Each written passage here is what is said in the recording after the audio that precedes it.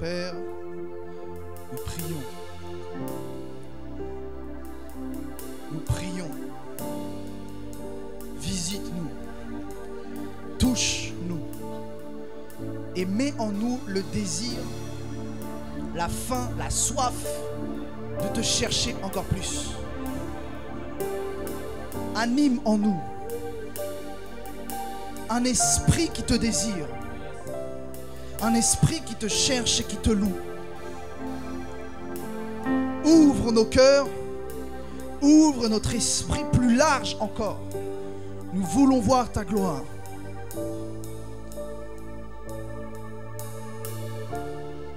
Délivre-nous du mal qui nous affecte. Délivre-nous de cette chair qui nous freine. Retire les chaînes, retire les cordages et les liens, retire les flèches empoisonnées du malin.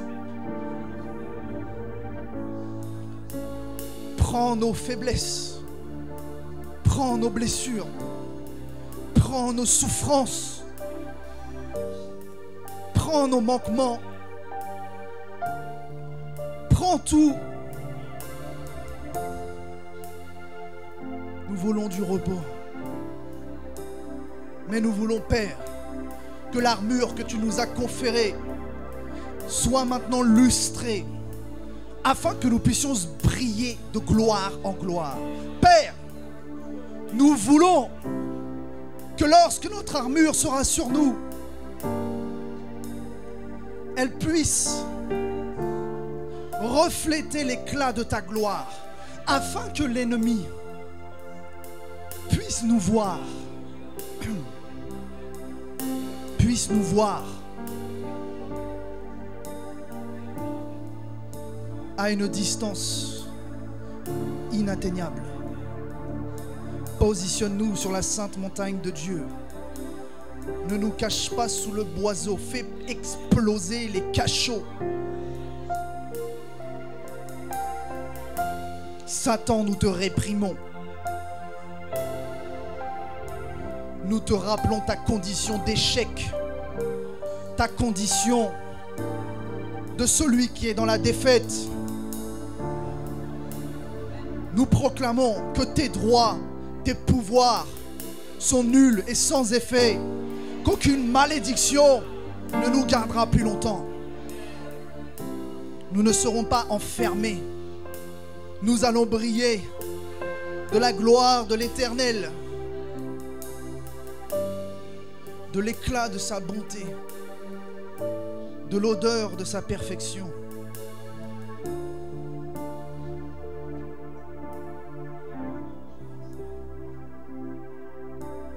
Ange de l'Éternel, passez en cette zone.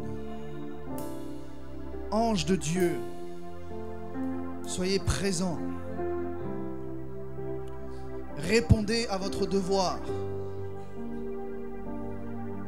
Et venez apporter des mets délicieux, des bénédictions du plus profond du royaume de Dieu.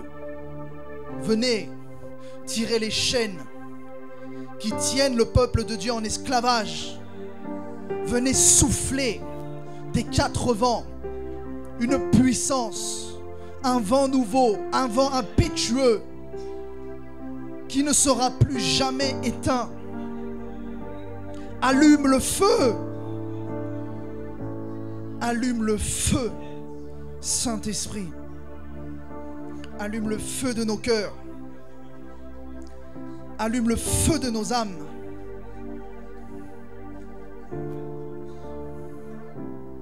Embrase-nous. Équipe-nous. Et viens chercher une épouse glorieuse.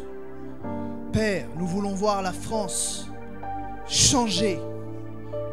Changer d'aspect. Nous ne voulons plus ce terrain miné, ce terrain boueux, ce terrain sale.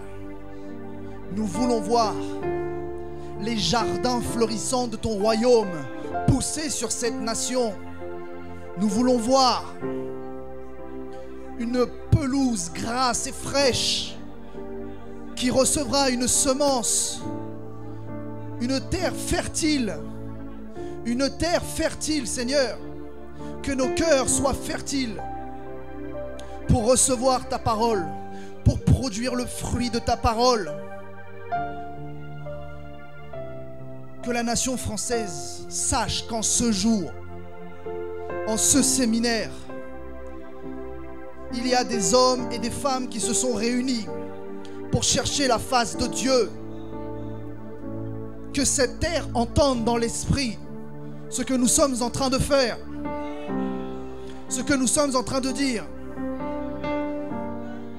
Que la nation française voit les soldats qui se sont levés, brandissant l'étendard du royaume de Dieu. Que la nation française entende le bruit de l'armée en marche. Que la nation française entende qu'il y a de l'espoir. Il y a de l'espoir. Il y a de l'espoir. Il y a de l'espoir. Il y a de l'espoir. Il y a de l'espoir. My God. Il y a de l'espoir que j'ai déposé en vos cœurs, dit le Seigneur. Il y a de l'espoir parce qu'il y a des rêves. Il y a de l'espoir parce qu'il y a des visions. Car lorsque j'ai dit que je répandrai mon esprit sur toute chair, j'ai aussi dit que vos jeunes gens auront des visions. J'ai aussi dit que vos vieillards auront des songes. J'ai dit que je répandais la vision et les rêves, les buts et les objectifs. Et je dis maintenant que je descends parmi vous pour rallumer les rêves, rallumer les buts, rallumer les objectifs. Parce que ce que j'ai déposé dans vos cœurs, il y a 10 ans, 20 ans, 30 ans, était mon projet. C'était mon projet. C'était ce que je voulais. C'était ce que je voulais faire avec vous. Mais je suis celui qui rachète le temps, dit le Seigneur. Je rachète le temps. Et je peux faire en un jour ce que vous n'avez pas fait en 10 ans.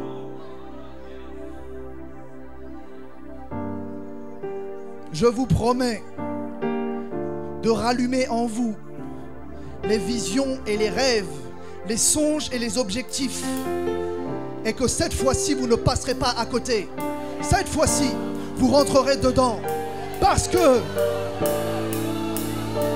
je dis que l'année prochaine, 2023 sert à préparer 2024. Et que 2024 est un temps de réalisation.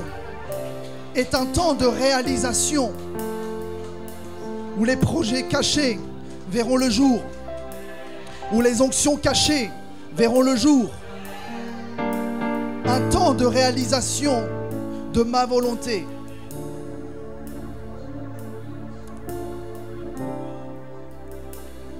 Ainsi le Seigneur parle.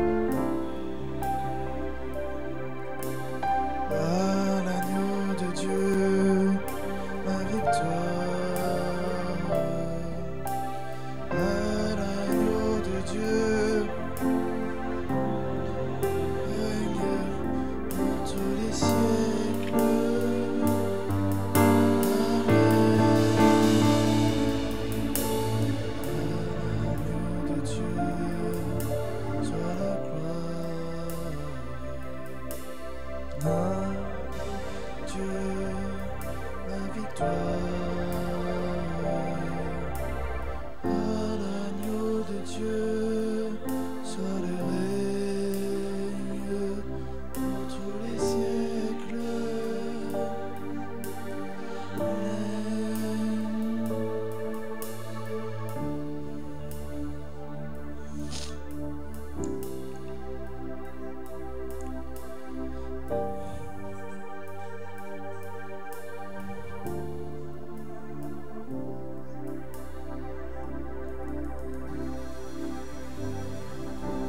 Acclamez le Seigneur.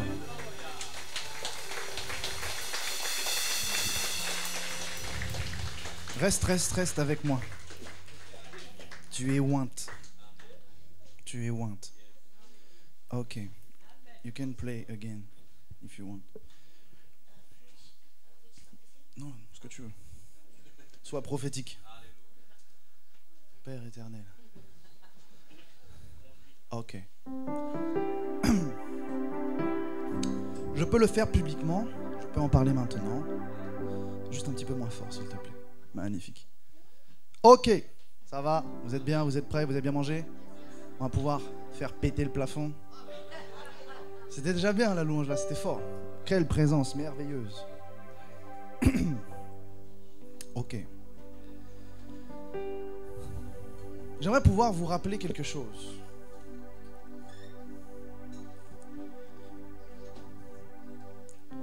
On ne juge pas quelqu'un à son âge. Il n'y a pas d'âge ni de condition pour servir Dieu. Et je dis ça pour vous. Encore un tout petit peu moins fort. Merci. Il n'y a pas d'âge ni de condition. Nous servons Dieu parce qu'il nous a aimés, parce qu'il nous a choisis. Et j'ai envie de dire, en théorie,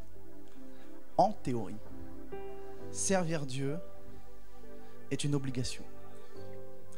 En vrai, vous n'avez pas le choix. Et ça, c'est une vraie réalité. Vous n'avez pas le choix. À partir du moment où vous refusez de servir Dieu, vous êtes dans ce qu'on appelle la rébellion. Que vous le vouliez ou pas, c'est de la rébellion. Car Dieu nous a choisis pour sauver. Dieu nous a choisis pour servir.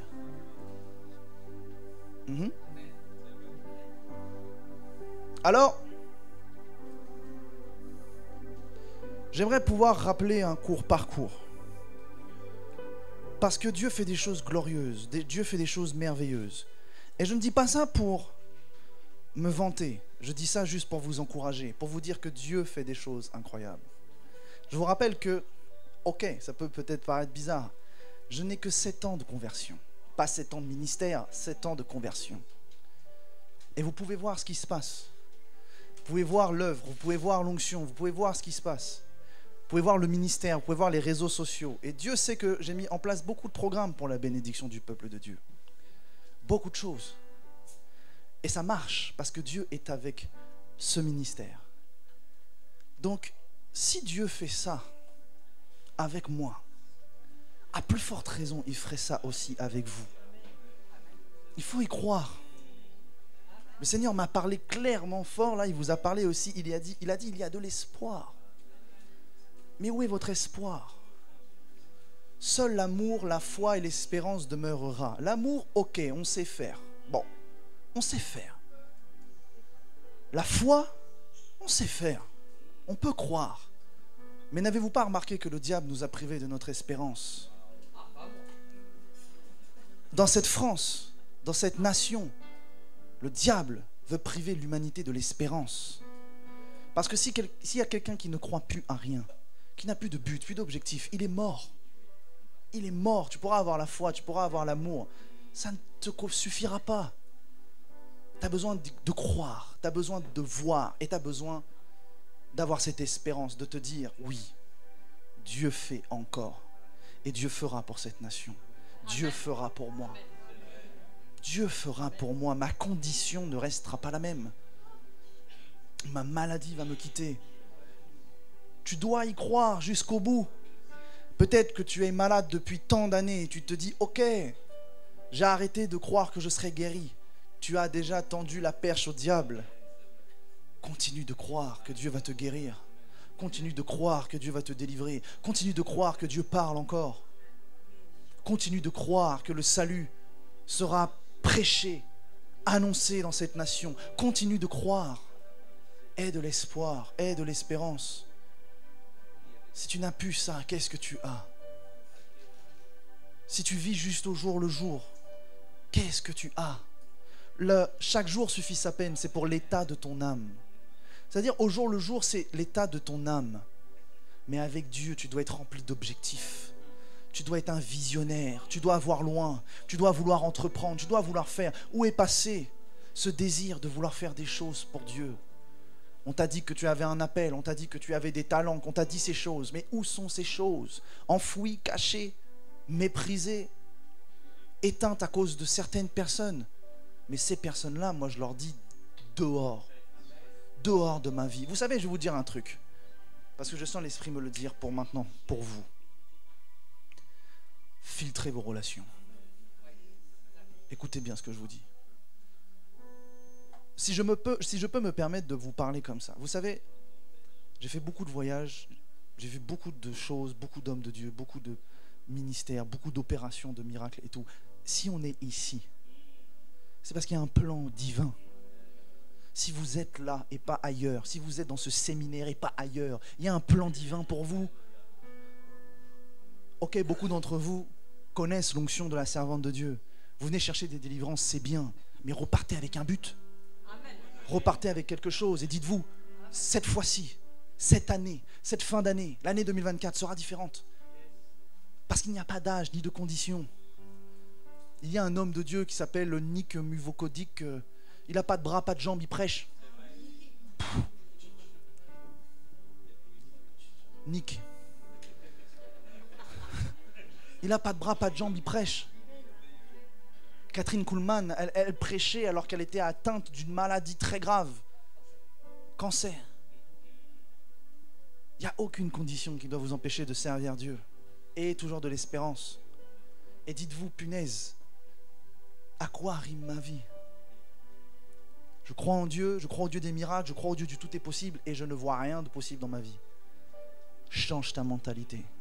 Sois renouvelé dans ta mentalité. Tu dois faire quelque chose. Si tu es ici, si Dieu a envoyé un ministère prophétique pour vous parler, un ministère spécial, un ministère chelou,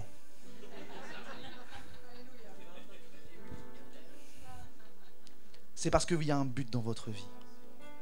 Il y a un but, il y a un objectif, il y a quelque chose à faire, il y a quelque chose à atteindre.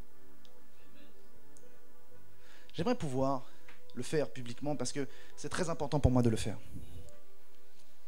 Vous savez, ok, j'ai mon pasteur, j'ai mon père spirituel, j'ai rencontré des tas d'hommes de Dieu, des grands, des petits, bref, peu importe. J'ai été collé à des onctions de dingue. Mais je veux rendre gloire à Dieu pour ces séminaires-là. Je veux dire un grand merci à Dieu pour ces séminaires-là. Je veux dire un grand merci à Dieu pour sa servante. Si je suis l'homme que vous voyez aussi aujourd'hui, dans les impacts, les prophéties, les délivrances, les guérisons, c'est parce que cette femme de Dieu-là m'a ouvert une porte incroyable. La porte de ces séminaires. Incroyable. Vous vous rendez même pas compte. Moi, j'étais auprès de mon pasteur, parmi plein d'enfants spirituels au sein d'une église. Difficile de faire sa place. Difficile de pouvoir arriver et dire « Hey, je peux prophétiser ?» J'ai des prophéties pour le peuple de Dieu. Et j'ai commencé à faire des vidéos sur YouTube, à juste relâcher ce que Dieu me montrait en vision, en songe, ou ce qu'il me révélait par sa parole. Tout ce qu'il me communiquait, je l'ai donné. Et la servante de Dieu, elle a vu des vidéos, elle a dit « Hey, il y a quelque chose à faire ». Et elle m'a invité. Et en fait, elle a fait quelque chose que je crois que rares sont les hommes de Dieu ou les serviteurs de Dieu qui font ça. Et c'est quelque chose de remarquable. Elle m'a dit, prends le micro, fais ce que tu veux. Je dis, quoi? Je dis, on est où là? On est où? Je suis pas habitué. C'est un privilège. Un privilège. Je prends le micro, je fais ce que je veux. Et en fait, je me suis découvert. J'ai découvert qui j'étais. J'ai découvert quel homme de Dieu j'étais. J'ai découvert comment Dieu m'utilisait. Et ça coule. Et depuis ce jour, depuis que j'ai commencé ces séminaires, ce n'est que de croissance en croissance en croissance. Alors vous qui êtes là, c'est peut-être votre premier, votre deuxième, votre troisième séminaire. Et pour toute l'équipe, imaginez ce que Dieu va faire avec vous. Ce que Dieu a fait avec moi, il peut le faire aussi avec vous. Ce n'est pas qu'une question d'appel, c'est aussi une question de savoir saisir les portes que Dieu nous ouvre. Donc, servante de Dieu, merci. Eh, vous voulez que Dieu parle? Désirez-le profondément. Désirez-le fortement. La soif est quelque chose qui attire Dieu. Vous voulez que Dieu vous parle? Désirez-le. Ok. Qui veut que Dieu lui parle? Ok. Ok. Alors commençons par laisser Dieu vous enseigner. L'enseignement, c'est aussi Dieu qui parle. Et croyez-moi, ça a plus de valeur que la prophétie. J'aime la prophétie. J'aime les dons spirituels. J'aime la puissance de Dieu. Bien évidemment. Vous avez eu l'amuse-bouche tout à l'heure. Mais j'aime encore plus enseigner les Écritures.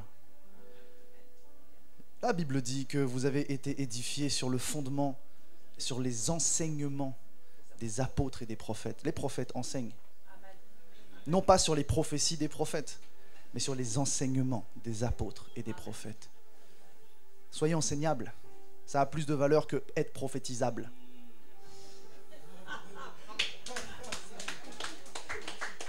Pah! Punchline évangélique. Ok. J'ai commencé mon introduction ce matin en vous parlant des choses du monde spirituel. J'aimerais pouvoir commencer par vous dire comment y accéder. Je vous ai dit et je vous ai expliqué rapidement que la meilleure méthode pour pouvoir accéder au monde spirituel, aux choses du monde spirituel, c'est d'être comme Christ. Et comme Christ, c'est-à-dire être assis. Pourquoi Christ est assis? Parce qu'il est un roi qui règne. Le roi n'a pas à courir à gauche, à droite, il donne des ordres, il est assis sur son trône. Christ est assis dans les lieux célestes, à la droite de Dieu. Nous devons copier Christ. Nous devons être les imitateurs du Seigneur. Nous devons l'imiter.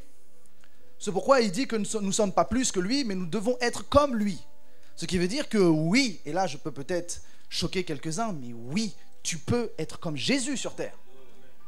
Tu peux, et c'est même l'objectif d'ailleurs. En parole, en acte et en pensée. Parce que lorsque Christ, on explique que Christ n'a pas péché, imaginez qu'il n'a même pas péché en pensée. Alors que nous, nos pensées, ça part dans tous les sens. Une étude scientifique disait qu'on avait en moyenne entre 50 000 et 70 000 pensées par jour. Pour toutes les sanctifier, il y a du boulot.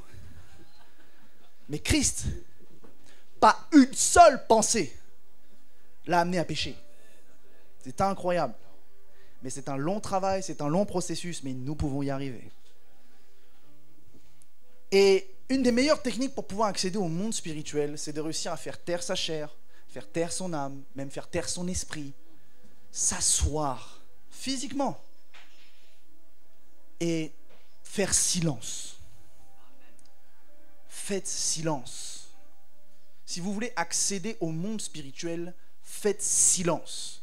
Parce que tant que vous parlez, tant que vous exprimez ce que vous voulez, tant que vous exprimez ce que vous désirez, vous ne laissez pas Dieu vous parler. Et c'est que Dieu qui peut vous permettre de rentrer correctement dans le monde spirituel. Si ce n'est pas par Dieu, vous faites de l'occultisme. Si ce n'est pas par Dieu, c'est par Satan. Point. Si ce n'est pas par l'Esprit du Seigneur, vous êtes à côté de la plaque. J'ai même envie de dire, si c'est même par vos propres forces, il y a un problème. N'oublions jamais que c'est le Saint-Esprit qui fait en nous. C'est pourquoi quand vous entendez des enseignements où on va commencer à vous dire ouvrir la porte de je sais pas quoi, du 6e œil, fuyez. Fuyez. Lorsqu'on va commencer à te dire utiliser des éléments pour actionner des choses, fuyez. On n'est pas dans les rituels, nous sommes dans la foi.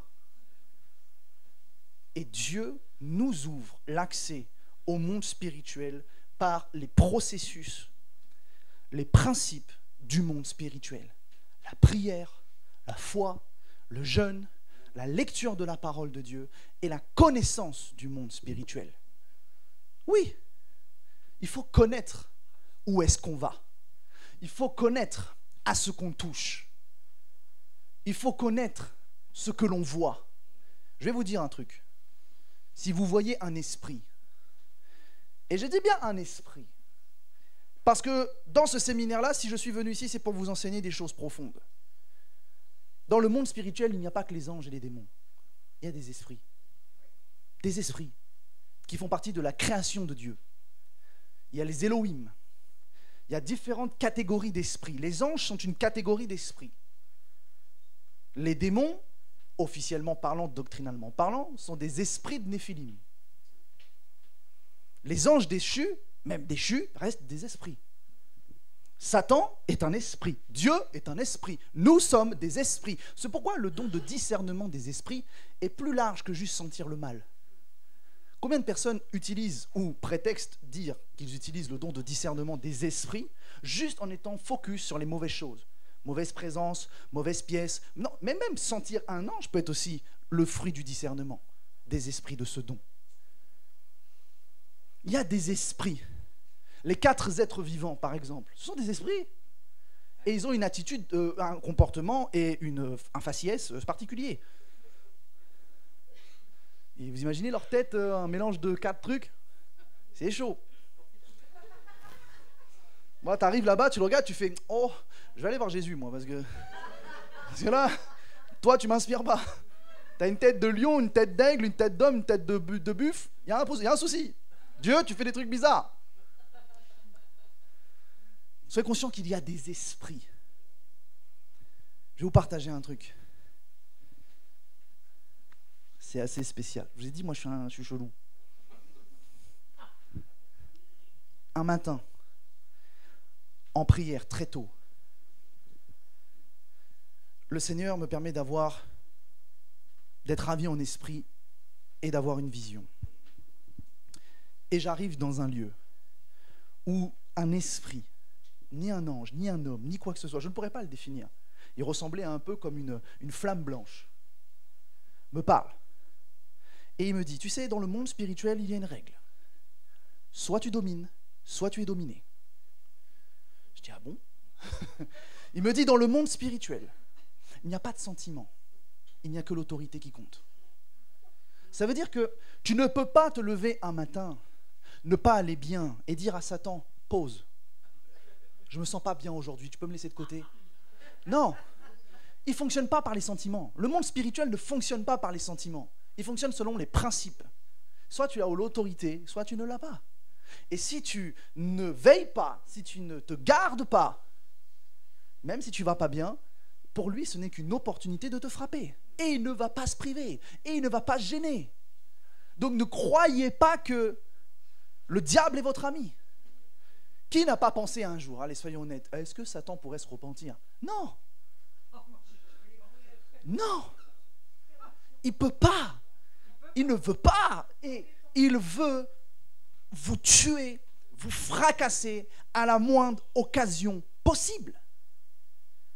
Donc nous devons grandir en autorité. Je vous disais cet après-midi que tout au long du séminaire, je vais vous enseigner 2 choses. 1, cultiver l'onction, parce qu'on en a besoin, mais 2, cultiver l'autorité. On ne nous enseigne pas comment cultiver l'autorité, mais l'autorité doit grandir. L'autorité que nous avons dans le nom de Jésus-Christ doit grandir. Vous savez que Christ, quand il vient en vous, il vient sans limite, il vient sans mesure, il vous donne 100% de ce qu'il a. Mais c'est vous qui ne manifestez pas 100% de ce qu'il vous a donné. Parce que manifester 100% de ce qu'il nous a donné, c'est un processus. C'est un processus vraiment de sanctification, c'est un processus d'apprentissage, c'est un processus doctrinal, c'est un processus de la vie chrétienne. Et nous devons croître comme Christ en autorité, en sagesse et en puissance. C'est une grande réalité. Mais déjà qu'en France, on a du mal avec l'onction, et on a du mal à nous enseigner comment cultiver l'onction, même si ça commence à émerger, il y a encore plus de mal à nous enseigner l'autorité. Comment cultiver l'autorité? Parce que le nom de Jésus-Christ est plus ou moins puissant en fonction des bouches qui le proclament. Le nom de Jésus, c'est le nom de Jésus. Mais rappelez-vous la Bible, des Juifs ont essayé de dire le nom de Jésus, ils se sont retrouvés tout nus. Ils se sont fait dépouiller. Ils disent, on connaît Paul, on connaît Jésus. Vous, on ne vous connaît pas. Utilisez le nom de Jésus, oui. Mais même dans le nom de Jésus, en fonction de la bouche qui le proclame, ça n'a pas le même effet. Et c'est une réalité. Ce pourquoi ça nous donne la sagesse de savoir qu'on ne peut pas non plus utiliser le nom de Jésus comme on veut. En vain, mais surtout s'attaquer à des combats qui ne sont pas encore les nôtres. Il nous faut un mandat, et le mandat confère une autorité. Tu peux avoir l'onction, mais ne pas forcément avoir une grande autorité. Écoutez bien ce que je dis. Mais tu ne peux pas avoir une grande autorité si tu n'as pas une grande onction. Il y a des gens qui ont l'onction. Ils prient, il se passe des choses. Mais des fois, ils prient et ils ne sont pas exaucés. Pourquoi? Parce que l'onction ne fait pas tout. Il y a aussi les principes spirituels. Demande quelque chose à Dieu qui n'est pas dans sa volonté, tu auras beau avoir l'onction, tu ne le recevras pas. Et la réalité, elle est là. Il y a des gens qui ont l'onction, ils sentent la présence de Dieu, ils sentent la manifeste présence du Saint-Esprit. Ils ont l'onction en eux. Mais quand ils prient, flop. Ils font qu'agiter les démons, mais ne les chassent pas. Pourquoi? Parce qu'il te faut l'autorité. Tu as l'autorité de Dieu en toi, mais tu la manifestes à combien de pourcents? Si tu manifestes que 10% de l'autorité de Christ, tu pourras t'attaquer qu'aux combats qui valent 10%. Mais si tu commences à t'attaquer à 50% alors que tu n'as que 10%, tu vas te faire ramasser. Ce pourquoi il y a une grande et une triste réalité. Beaucoup de personnes se sont lancées dans des combats spirituels sans couverture, sans enseignement, sans autorité, et aujourd'hui ils sont par terre. Et des vraies destinées de personnes qui, en grandissant, en patientant, auraient pu atteindre des hauts niveaux d'autorité parce qu'ils sont allés trop vite et trop tôt dans des combats qui n'étaient pas les leurs, leur ministère s'est effondré. Il faut faire gaffe. Le monde spirituel, ce n'est pas un jeu. Et je vais vous dire quelque chose. Si vous voyez un esprit, sachez qu'il vous a vu aussi. Si vous l'avez vu, il vous a vu. D'ailleurs, il vous verra en premier. Je vous partage mon expérience. Je suis arrivé dans une zone. Et cet esprit me dit, c'est dominer ou être dominé. Autorité, pas de sentiment. Je dis, ok, allons-y. Et je suis transporté dans un espace énorme, à l'horizon, enfin bref, très très grand. Et tout le sol, ce n'était qu'une eau stagnante. Une eau, comme ça. Je marchais dans l'eau, c'était limite paradisiaque, c'était beau. Et tout au milieu, il y avait une petite cabane en bois sur une petite île. Mais à perte de vue de l'eau qui ne bougeait pas d'un poil, qui reflétait le ciel, et le ciel était un peu rose, bleu, orange. C'était beau à voir. Et c'est quelque chose d'incroyable. Parce que du coup, je comprends qu'il faut que j'aille dans cette petite cabane au milieu de toute cette étendue. Je me suis dit d'ailleurs, qu'est-ce qu'elle fait là, la cabane, hein? Et je suis rentré. Et quand je suis rentré dans cette cabane, la porte s'est refermée très vite derrière moi.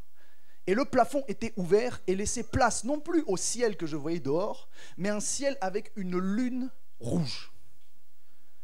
Je dis ok, là je sens que c'est plus la même atmosphère. Et il y a une dame en face de moi. Une dame, si je devais donner un âge, je dirais la cinquantaine, cheveux très noirs, visage très pâle, et elle est dans un grimoire, elle lit dans un livre. Puis elle a fait des incantations comme ça.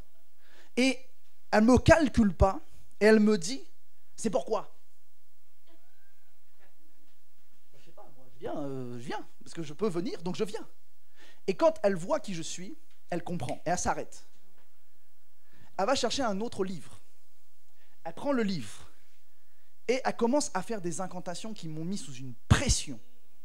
Une vraie oppression qu'on sent physiquement, on se sent écrasé. Et j'ouvre les yeux et je vois que sur le livre, il y a une tête de mort avec un grand serpent qui passe dans l'œil et dans la bouche.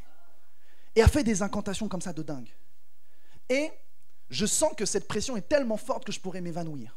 Vous savez, la pression qui pourrait te faire partir. Et le Saint-Esprit me parle, il me dit, ne t'évanouis pas, résiste.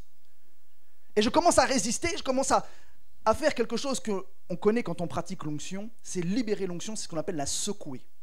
C'est-à-dire que Samson, quand on parle de la force de Samson, la Bible mentionne en hébreu qu'il secouait l'onction du Seigneur. Et du coup, j'ai dégagé quelque chose et j'ai pris le contrôle. Quand elle a vu ça, elle est partie chercher un deuxième livre. Et elle est revenue et ce livre était juste immaculé de sang. Et elle s'est ruée sur moi pour m'attraper le bras. Et quand elle me tenait la main, j'étais sous une pression 2 fois plus puissante que ce que j'avais avant. Et il fallait que je résiste encore et encore et encore. Jusqu'à un moment où j'ai fait un peu mon américain. Je fais « Jesus !» Et j'ai pris le contrôle. Et là, elle s'est arrêtée. Et elle m'a dit « C'est bon, tu peux partir. » J'ai dit « Quoi ?» Je dis « Qu'est-ce qui vient de se passer là ?» Je demande l'explication, je dis « Qu'est-ce qui vient de se passer ?» Et je lui dis « Qui es-tu toi ?» Elle me dit « Je suis l'esprit qui régit la sorcellerie. » C'est-à-dire que les sorciers font ce qu'on appelle des transactions avec le monde spirituel. Et elle est l'esprit qui régit. C'est-à-dire qu'elle prend les trucs et elle donne aux sorciers ce qu'il faut pour qu'ils repartent. C'est le marchand de la sorcellerie. Et elle m'a dit, tu m'as vaincu, tu m'as résisté, tu m'as dominé, c'est bon pour toi. Et après, elle commence même à prophétiser sur moi. J'ai dit, non, là, c'est trop, là. Oui, parce que dans le monde spirituel, même les esprits savent qui tu es. Et ils savent même des fois, pas tout le temps, pas tout, mais les plans de Dieu qui sont sur ta vie. C'est pourquoi, des fois, le diable viendra vous court-circuiter avant votre bénédiction, avant votre appel, avant votre naissance. Parce que dans la destinée de Dieu, dans les temps, votre nom est inscrit dans un livre avec un appel, avec un but et avec des objectifs sur cette terre. Satan ne peut pas tout découvrir, mais il est quand même bien au courant des choses parce qu'il est quand même là depuis très longtemps. Et cet esprit me parle. Elle me dit, tu sais, si tu rejoignais le Seigneur, et j'ai capté que ce n'était pas le Seigneur Jésus, tu pourrais être une arme incroyable entre ses mains. Il ferait de toi un des plus grands. Et elle commence à dire tout ça. Et j'ai dit, non, mais t'as pas compris. T'as pas compris, là, j'ai dominé, donc c'est bon, le problème est réglé. Et je me suis réveillé de ma prière. J'ai dit, waouh, quelle expérience. Et vous savez, ça, ce n'est que des expériences parmi tant d'autres. Mais ce sont des choses que vous pouvez vivre par la foi, par la puissance du Saint-Esprit, par la communion avec la personne du Saint-Esprit. Il y a plus de choses à découvrir avec le Saint-Esprit que sur terre. Il sait tout, il connaît tout. Il y a plus de choses à découvrir avec le Saint-Esprit. Il y a plus de connaissances, il y a plus de savoir, il y a plus de bienfaits. Pour ceux à qui ça arrive, et je prie que ça vous arrive tous, quand vous recevez une révélation des Écritures, ça procure quelque chose en vous qui est incroyable. Vous avez une sensation, vous vous dites, mais je suis illuminé. Et le réflexe que vous avez, c'est de vouloir en parler à tout le monde. Et des fois, c'est une erreur. Ah, je vais vous donner une autre clé. Dans le monde spirituel, tout n'est pas à dire. Vous savez que ce que je viens de vous témoigner là, ça date déjà de l'année dernière. J'en avais parlé qu'à 2 personnes. Ma femme et mon pasteur. Mais là, je savais que je pouvais le libérer. Parce que vous êtes un peuple mature. Donc 3. J'avais oublié toi. Il y a des choses qui sont secrets. Lorsque vous êtes intime dans le mariage, est-ce que vous dites tout à vos amis? Est-ce que vous dites tout à toutes les personnes qui passent? Non, il y a des choses qui restent entre le mari et la femme. Avec Dieu, c'est pareil. Il y a des choses que vous allez recevoir, que Dieu vous dira ça, tu n'en parles même pas. Il y a des choses que je pourrais expliquer avec le monde spirituel. Comme je vous ai dit tout à l'heure, vous direz, lui, j'arrête de l'écouter. Des principes, des choses que j'ai vues, des choses que j'ai pu comprendre, recevoir par les expériences avec le Saint-Esprit, par la parole de Dieu. Parce que la parole de Dieu a 7 degrés de profondeur. Vous lisez à quel degré, vous? On peut aller très profond avec la Bible. Des fois, il y en a qui me disent, tu penses que je peux lire les livres apocryphes? T'as déjà assez, là. Il y a de quoi faire. Il y a de quoi faire avec la Bible. Qu'est-ce que tu veux rajouter de plus? C'est la parole de Dieu. On peut vivre des expériences remarquables. Je pourrais vous raconter des expériences, des visitations que j'ai eues du 3e ciel. Des expériences où je suis allé même dans des endroits où je sais, écoutez bien ce que je vous dis, c'est pas pour faire, mais je sais que l'apôtre Paul est allé là-bas. Ce sont des réalités. Tout est accessible. Ne croyez pas que ce que Dieu a fait avec les apôtres, vous ne pouvez pas y prendre part. Ne croyez pas que ce que Dieu fait avec les grands hommes de Dieu, vous ne pouvez pas y prendre part. La révélation, elle est pour tout le monde. Les expériences sont pour tout le monde. Alors il y en a qui ont des facilités, plus ou moins, à vivre des choses, mais en théorie, Dieu s'est rendu accessible pour tous, pour chacun d'entre vous. Et nous devons avoir à cœur de vivre ces choses. Est-ce que ça vous a donné envie de vivre ces choses ou pas? Ah, vous voulez voir les esprits des sorciers, vous, hein? C'est ça? J'ai même une vidéo qui date d'il y a peut-être 3-4 ans. Dans ma chambre, un ange m'apparaît devant et il me communique un message qui est une prophétie qui est en train de se réaliser.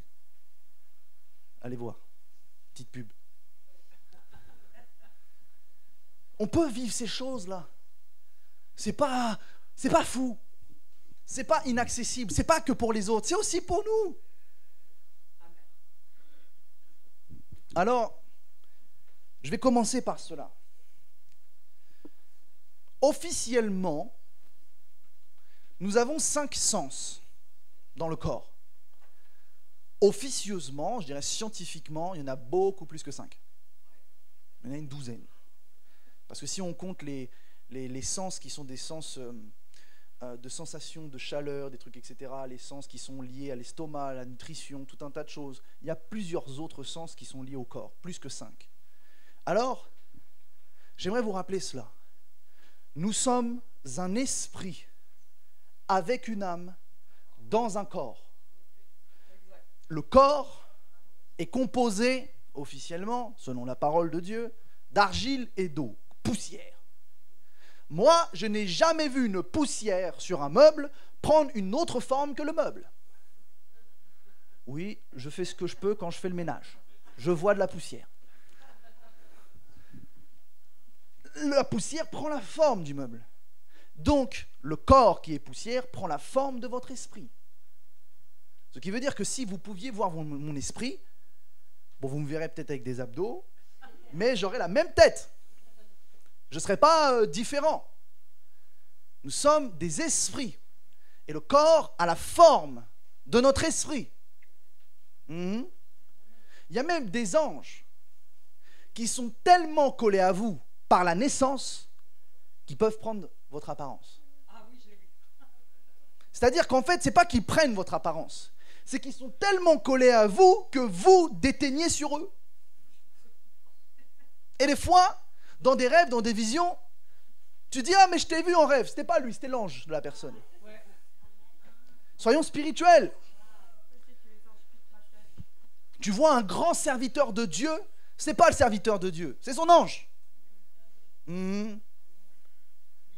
Tout ça pour expliquer que nous avons des sens dans le corps, alors nous avons des sens dans l'esprit. Notre esprit a des sens. C'est pourquoi nous parlons de la vue spirituelle, de l'ouïe spirituelle, de l'odorat spirituel, du goût spirituel, du toucher spirituel. Et je vais vous donner les exemples. L'apôtre Jean, lorsqu'il est monté ici, déjà il est assis à Patmos, on en a parlé tout à l'heure, et il voit une porte dans le ciel. On est déjà dans le monde spirituel? C'est déjà spirituel. Donc il a déjà la vue spirituelle. Et il entend un ange dire « Viens, monte ici ». C'est ses oreilles spirituelles qui ont entendu.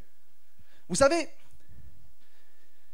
dans ce qu'on appelle les visitations des anges ou de Jésus, parce que je crois que Dieu visite des gens, je vous l'ai dit tout à l'heure, moi le Seigneur m'a déjà visité plusieurs fois, mais il y a une différence entre la visitation et l'apparition. Faire attention à ça.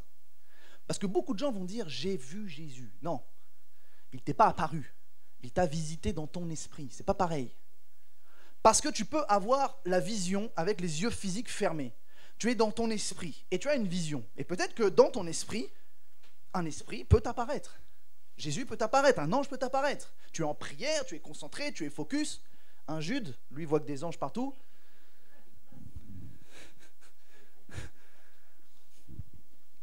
Et tu es dans ton esprit. Maintenant, niveau 2, tu as les yeux physiques ouverts. Mais c'est toujours dans ton esprit que tu vois. C'est juste que tes deux vues, la vue physique et la vue spirituelle, se superposent. Et tu vois quelque chose devant toi, mais en fait, c'est toujours dans l'esprit. Par exemple, quand je prophétise et que je commence à dire « je vois ça sur toi », ou comme la dame tout à l'heure, je suis arrivé et je lui ai dit « je vois la porte de ta maison, je vois la barrière, je vois ceci ». Je le vois comme je peux vous le voir, comme je regardais là, mais c'est mon esprit qui voit. Parce que mon esprit n'est pas limité. Avec le Saint-Esprit, mon esprit n'est pas limité. Ce qui fait que je peux commencer à détailler et voir à quoi ressemble la maison d'une personne, à quoi ressemble ta vie, quels sont les détails, qu'est-ce que tu as fait à telle époque, tel pays, tel truc. Parce que l'esprit peut voir. Mais l'apparition, c'est pas dans l'esprit. C'est physique. Kenneth Hagin a reçu des apparitions du Seigneur Jésus. William Branham a reçu des apparitions des anges. Des vrais anges qui venaient en chair et en os, vous m'avez capté. Il venait physiquement s'asseoir dans son salon et lui dit « Vas-y, pose-moi des questions. » C'est des trucs de fou, mais c'est des trucs réels. C'est un peu plus rare, je vous l'admets.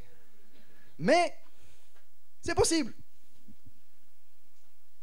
Je vais vous donner un exemple, un détail, peut-être qui est assez intéressant. Qui a déjà adoré Dieu, fermé les yeux et vu des petits flashs blancs comme ça? Petits flashs blancs comme ça. Ce sont déjà les premiers signes du fait est que vous voyez les anges. Des petits flashs blancs, des petites ondulations. Vous voyez? Vous voyez que vous pouvez le faire? Vous voyez que ce n'est pas réservé aux prophètes? Des flashs blancs, des choses qui passent, des vents. C'est la présence des anges. Vous savez, moi, quand je commence à opérer dans le prophétique ou dans la puissance de Dieu, je sens un ange me toucher derrière la tête. Tant qu'il ne me touche pas, je sais que je n'y vais pas. Le toucher, là, c'est go. Vas-y, fonce avec toi. C'est pour ça que des fois, vous pouvez me voir comme ça. Ça me touche. Ça me touche. Je suis là, hey! Ça me touche. Et l'onction, je la sens. Ce qui fait que quand on sent l'onction, on a des mimiques. Parce que l'onction, elle est là. Donc quand vous commencez à fermer les yeux, vous voyez des petits points blancs. C'est déjà les premiers signes des anges. Ensuite, vous commencerez à avoir des silhouettes un peu floues. C'est quand vous commencez à aiguiser votre vue. Il faut que vous sachiez une chose. Il y a un voile entre le monde spirituel et votre esprit, vous, votre vie physique. Et notre objectif avec le Saint-Esprit, c'est de réussir à percer ce voile pour voir de l'autre côté, pour vivre de l'autre côté. Non pas vivre comme des ermites, mais pour avoir accès aux choses qui font partie du monde spirituel.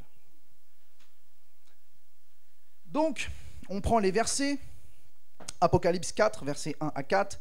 Après cela, je regardais et voici une porte était ouverte dans le ciel. La première voix que j'avais entendue comme le son d'une trompette, donc forcément c'est spirituel, qui me parlait, dit, monte ici, je te ferai voir ce qui doit arriver dans la suite. Aussitôt je fus ravi en esprit, et voici il y avait un trône dans le ciel, et sur ce trône quelqu'un était assis.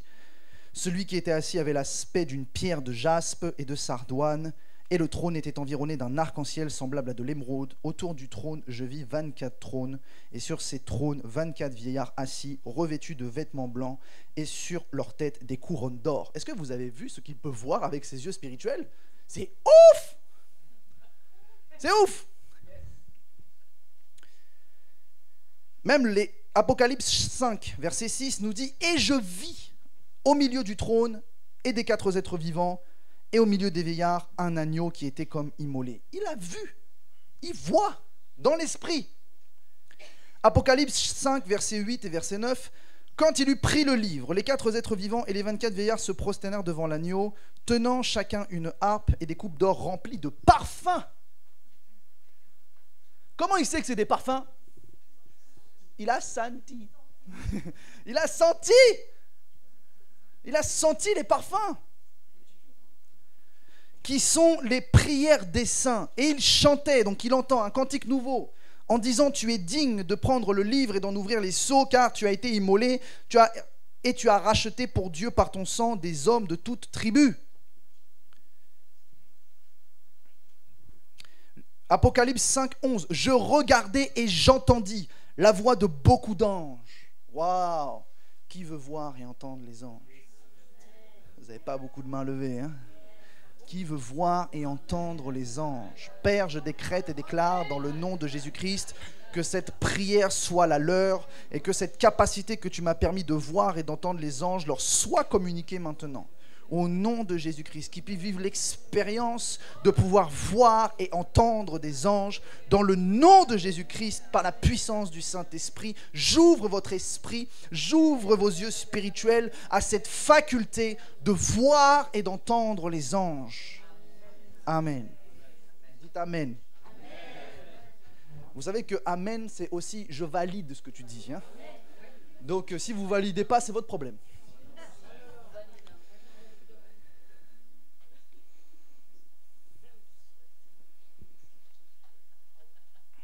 Apocalypse 10, versets 9 à 10. Et j'allai vers l'ange en lui disant de me donner le petit livre. Touché. Il a pris un livre. Et il me dit, prends-le, avale-le. Il sera amer dans tes entrailles, mais dans ta bouche, il sera doux comme le miel. Je pris, donc il prend, et je pris le petit livre de la main de l'ange, et je l'avalai. Il fut dans ma bouche doux comme du miel, mais quand je l'eus avalé, mes entrailles furent remplies d'amertume. Il a eu le goût spirituel.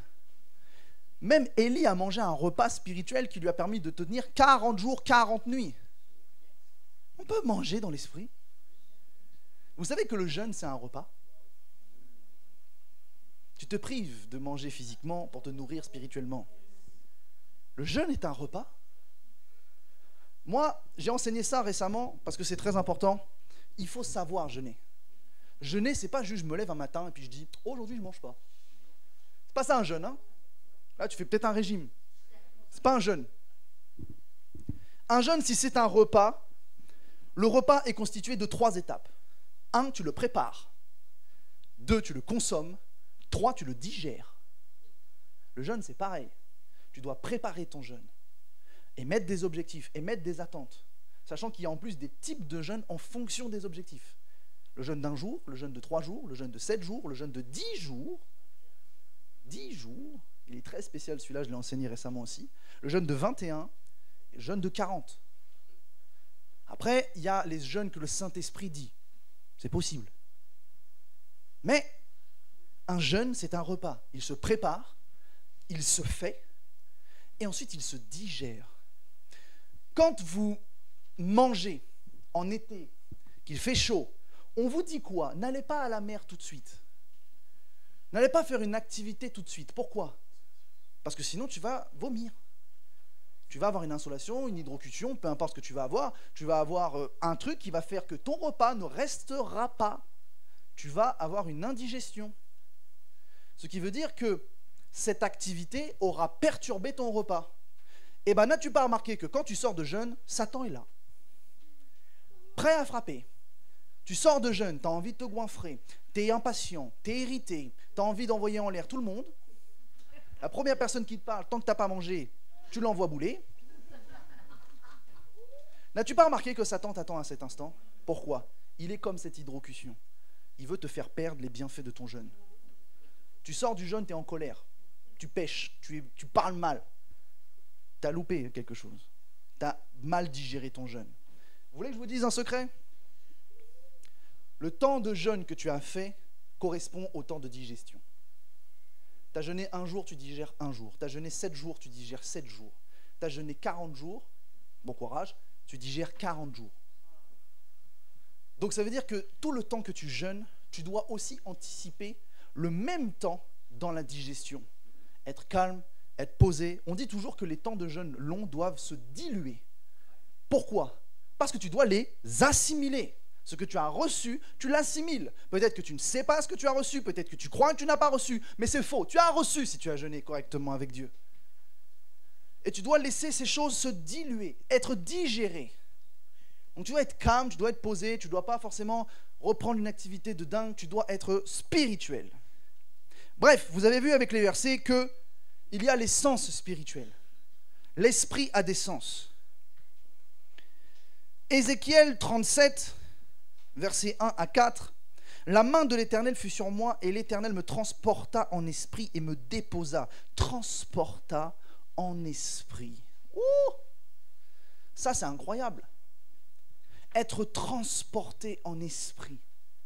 Même l'apôtre Paul, à un moment, il vit une expérience, il dit, je ne sais si c'est avec mon corps ou sans mon corps. C'est ouf d'avoir une telle expérience que tu ne sais même pas si tu es avec le corps ou sans le corps. C'est ouf.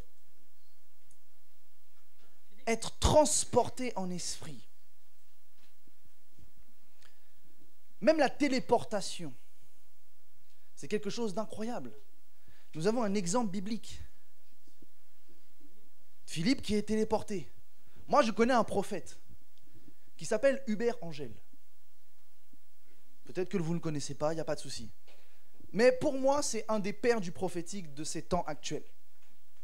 Il est ce qu'il est, mais je peux vous assurer qu'il a un ministère prophétique de dingue. De là à ce que, écoutez ce que je vais vous dire, il part en mission aux États-Unis. Si je ne dis pas de bêtises, c'est à Los Angeles. Il finit sa mission. Son siège est à Londres, en Angleterre. Il arrive à l'aéroport et il dit à son équipe, je vous laisse. Je vous laisse. Son équipe regarde et dit, comment ça tu nous laisses? On va prendre l'avion. Non, je vous laisse, on se retrouve à Londres. Il part. Il ne le voit plus dans l'aéroport. Il passe un appel 5 minutes après, en visio, de Londres. La téléportation. Pasteur Benny Hinn. Il part en mission en voiture. Il a, si je ne dis pas de bêtises dans son témoignage, il dit 3 ou 5 heures de route pour aller dans son lieu de mission. À peine parti, 5 minutes après, le Saint-Esprit lui dit, dis au chauffeur, tourne à droite. Il fait, chauffeur, tourne à droite. Il tourne à droite, ils arrivent dans la rue de la mission, 5 heures, qui est à 5 heures de chemin, de distance. Téléportation. C'est fou. Moi, je veux vivre ça aussi.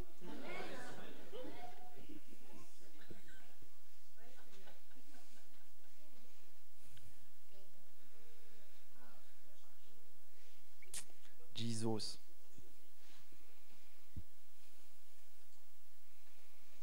Donc nous avons des sens spirituels.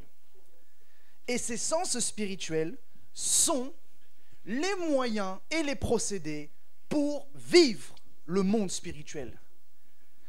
C'est pourquoi nous devons comprendre qu'il n'y a pas à sortir de son corps. Ça se passe dans ton esprit, avec le Saint-Esprit, par les sens de ton esprit. Pourquoi? Je vais vous donner une expérience. J'ai déjà eu des visions, et d'ailleurs une des dernières vidéos YouTube que j'ai fait par rapport à l'esprit de mort qui est sur la France, avec la bête que j'ai décrite, je suis vraiment allé en esprit au-dessus de la planète Terre, et je voyais cet esprit au-dessus de la France. J'y suis allé, je n'ai pas imaginé, j'ai vraiment voyagé en esprit. Mais la différence entre le voyage avec le Saint-Esprit et le voyage de l'esprit par les voyages astraux, c'est que le voyage astral se fait en dehors, alors que le voyage avec le Saint-Esprit se fait en dedans. Pourquoi? J'arrive. La Bible dit que tout a été fait par Christ, que tout subsiste en lui. Tout subsiste en lui. Et Christ est en toi. Ah! Christ est en toi. Christ en toi, l'espérance de la gloire. Donc tout ce qui est en Christ est aussi en toi. Ce qui fait que lorsque je voyage en esprit, je ne sors pas. Je vais à ce qui est en Christ en moi, avec le Saint-Esprit. C'est pourquoi, avec le Saint-Esprit, ça ne peut se faire uniquement vers l'intérieur parce que le Saint-Esprit est en moi. Grosse différence entre celui qui n'a pas le Saint-Esprit et qui va faire un voyage à l'extérieur de son corps. Moi, je ne sors pas de mon corps, mais avec le Saint-Esprit, je vais dans le monde spirituel qui est en moi. Tout en moi. Christ en moi. Ça, c'est fort. Dites Amen. Amen. C'est comme ça qu'on accède au monde spirituel. On y accède par le Saint-Esprit en nous. En nous. C'est très important de le savoir, afin de ne pas faire des mauvaises expériences. Où vous direz c'est spirituel, mais tu ne sais même pas que c'est un esprit qui t'a saisi. Écoute bien ce que je vais te dire. Si l'Esprit de l'Éternel est capable de saisir ton esprit, si tu as des liens, il y a des mauvais esprits qui peuvent saisir ton esprit. Et ça, c'est dangereux. Je vais vous donner un exemple. Vous vous rappelez tout à l'heure, je vous ai dit quoi? J'étais en temps de prière dans la nuit et l'Esprit du Seigneur m'a ravi en esprit. Mais ça se passe toujours en moi, même si ça a l'air d'être une expérience externe. C'est en moi, parce que tout est en moi. Et il m'amène dans une forêt qui est à 20-30 km de chez moi. Et j'assiste à un sacrifice d'enfant. Et je sais que si je prends ma voiture et que j'y vais, je le verrai. C'était instantané. Le Seigneur me demandait de prier. La grosse nuance entre quelqu'un qui est saisi par l'Esprit de l'Éternel et qui est saisi par un esprit diabolique, c'est que lorsque c'est l'Esprit de l'Éternel, tu assistes à quelque chose. Lorsque c'est un esprit diabolique, tu fais quelque chose. Et ça, c'est une nuance qui est très importante. Alors, j'aimerais vous dire, si vous êtes dans un rêve et que contre votre gré, vous êtes amené à faire un acte mauvais, dans le péché, de sorcellerie, d'occultisme, c'est que c'est un esprit diabolique qui vous a saisi et fait vivre le truc. Ce qui veut dire qu'il y a un lien. Et il faut avoir une délivrance. Parce que s'il n'y a pas besoin de délivrance, ces esprits-là ne peuvent pas faire ça. Mais s'il y a un lien, une porte ouverte, un chemin, un accès, ils peuvent faire des choses comme ça. Si vous vivez les choses à la première personne, c'est qu'il y a un lien. Si vous le vivez à la troisième personne, en assistant, c'est que c'est l'Esprit du Seigneur qui vous a montré. Ce qui fait que toute expérience mauvaise que vous voyez ne vient pas forcément du diable. Des fois, c'est même Dieu qui vous montre quelque chose de mauvais pour que vous priez. Ah, des fois, on oublie ça. Là, on voit une expérience mauvaise, on se réveille, on dit hey, Seigneur, là, le diable, il m'a frappé. Et Dieu, il dit mais non, je t'ai juste montré pour que tu pries. Tous les songes avec Dieu, c'est pas à courir dans des champs à la belle étoile. Tous les songes avec Dieu en vrai, analysez vos songes. Vous n'avez pas remarqué que c'est des combats? Généralement. Vous n'avez pas compris que lorsque Dieu vous saisit la nuit et que vous avez des songes, c'est parce qu'il vous demande de prier, d'intercéder, d'être en veille, d'être attentif à sa voix. C'est pourquoi rarement les songes de Dieu ressemblent à courir dans de verts pâturages. Courir sous l'ombre du Très-Haut. Il me couvre de ses ailes. C'est pas ça, hein? Vos songes, ils ressemblent à des trucs bizarres, n'est-ce pas? Soyez conscients que même Dieu peut vous montrer des choses négatives. Des choses qui vous laisseraient mal le matin. Vous réveillez, vous dites « Waouh !» Prie. Donc tu as des sens spirituels pour accéder au monde spirituel. Pas besoin de sortir. Juste vis en toi. C'est pourquoi cherchez Dieu. Cherchez Dieu. Ce n'est pas que aller dans les hauteurs. C'est aller dans la profondeur. Aller dans la parole. On ne dit pas aller dans la hauteur de la parole. On dit d'aller dans la profondeur de la parole. Parce que ce qui est profond, c'est quelque chose qui est caché. C'est quelque chose qui est enfoui. C'est en vous. Chercher Dieu, ça ne se passe pas à l'extérieur. Ça se passe à l'intérieur. Parce que Dieu a décidé de dire « Mon royaume est parmi vous. Mon royaume est avec vous. Christ en vous. » Chercher Dieu. Ce n'est pas juste commencer à regarder au ciel et hey! C'est pas ça, chercher Dieu.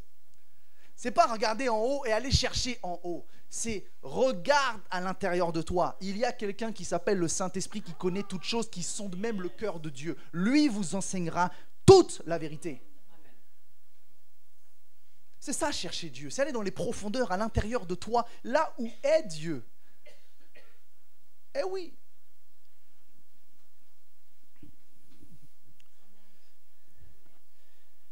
C'est pourquoi j'aimerais vous dire que si vous avez des sens, ces sens-là ne sont jamais sortis de nulle part. Ils ont été créés, façonnés. Et si vous avez des sens, c'est que Dieu a des sens. Oui. Vous avez été fait à l'image. Le terme biblique dit avec l'image. Vous avez été fait avec l'image de Dieu. Ce que vous êtes, il l'est. Regardons. Proverbe 15, 3. Les yeux de l'Éternel sont en tout lieu, observant les méchants et les bons. Chronique 16, 9. Car l'Éternel étend ses regards sur toute la terre. Ses regards, il a plusieurs regards. Il a plusieurs regards. Ah. La Bible ne dit pas qu'il y a les 7 esprits de Dieu. Hey! C'est quoi ce délire? J'aime bien crier comme ça. Ça réveille. Les regards de l'Éternel sont sur toute la terre. Ésaïe 53, 1. Qui a cru ce qui nous était annoncé? Qui a reconnu le bras de l'Éternel? Psaume 89, 14. Ton bras est puissant, ta main est forte, ta droite est levée. Psaume 27, 1 de David. L'Éternel est ma lumière. L'Éternel est une lumière. L'Éternel est mon salut. De qui aurais-je crainte? L'Éternel est le soutien de ma vie. De qui aurais-je peur? Comment il peut te soutenir? Il a quelque chose pour te soutenir.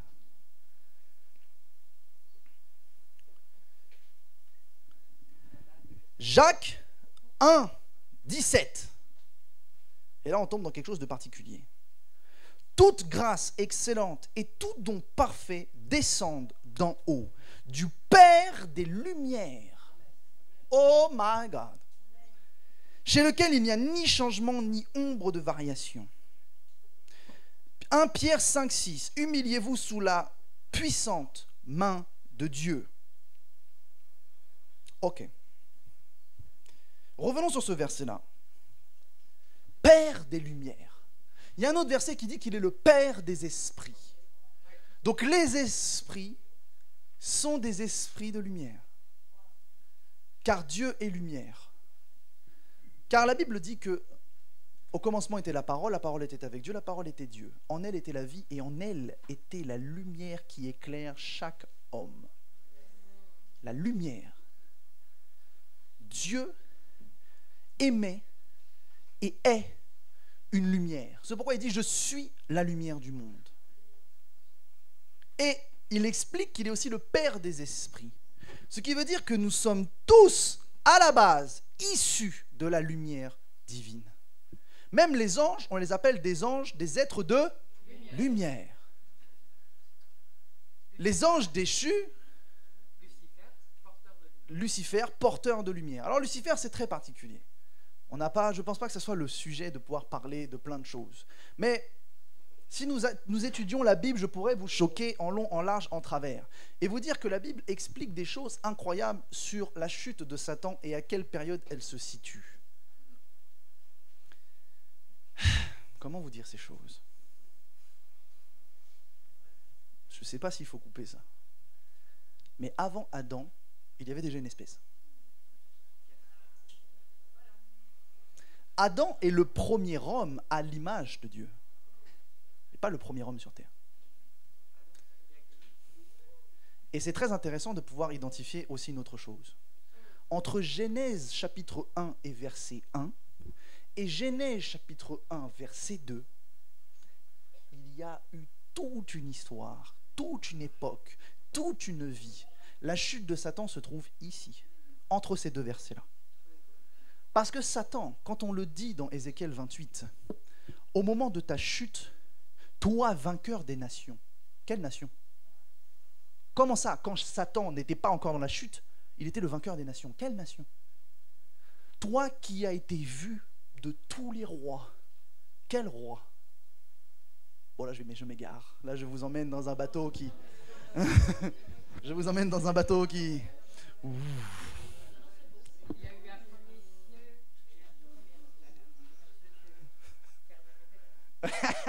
Chacun son tour, servante de Dieu. Eh ouais, il y a des grands mystères avec Satan, le porteur de lumière. Vous savez que lorsque l'on parle du porteur de lumière, lorsqu'on parle du chérubin protecteur, on identifie que sur son corps, il avait les pierres. Il représentait aussi quoi? La sacrificature. Et Satan avait une responsabilité de dingue. Il n'était pas juste le chef de la chorale, comme on nous le dit. Il n'était pas juste le chef des chantres. Il était le régisseur entre les requêtes qui devaient être amenées à Dieu. Il avait accès à la présence de Dieu. Il était le chérubin protecteur. Il protégeait quoi? Les chérubins qui protègent l'arche de l'alliance, ils protègent quoi? Ils protègent le propitiatoire. Ils protègent l'alliance de Dieu. Satan était un chérubin protecteur. Il protégeait le trône de Dieu. Tout le monde n'avait pas accès à la présence de Dieu. Il en était le gardien. Il était chef des louanges, chef des anges, même... regardez. L'ange Gabriel se présente auprès de Daniel. Et il lui dit, écoute, j'étais en retard parce qu'il y a eu un combat de fou et j'avais pas le niveau. Et il dit, mais gloire à Dieu, un archange m'a sauvé. Michael. Et Michael vient et en un revers de claque, il balaie le problème et il dit, Gabriel, va. Mais même Michael, lorsqu'il était question de se disputer le corps de Moïse, a dit, non, Satan, je ne te touche pas, Dieu fera ce qu'il veut avec toi. Vous avez remarqué ça? Il dit, moi, je ne te touche pas. Même l'ange, un des archanges les plus puissants, n'aurait jamais osé s'affronter à Lucifer. Parce que Lucifer était best of the best.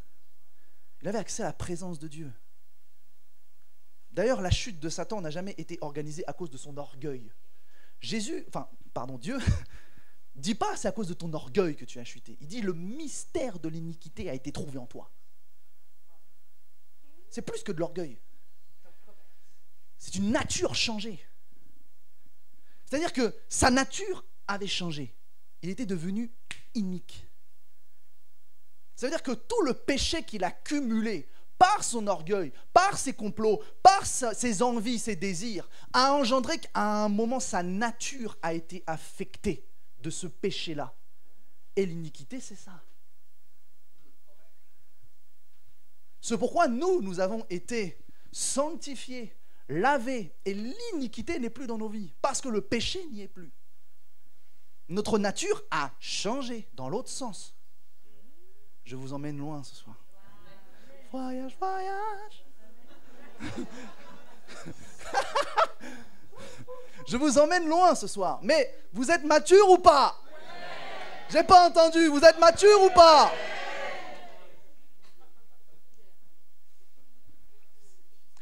Et la raison même de la cause de pourquoi Satan s'est rebellé, c'est que n'oubliez pas qu'à un moment, Dieu a eu une conversation avec lui-même.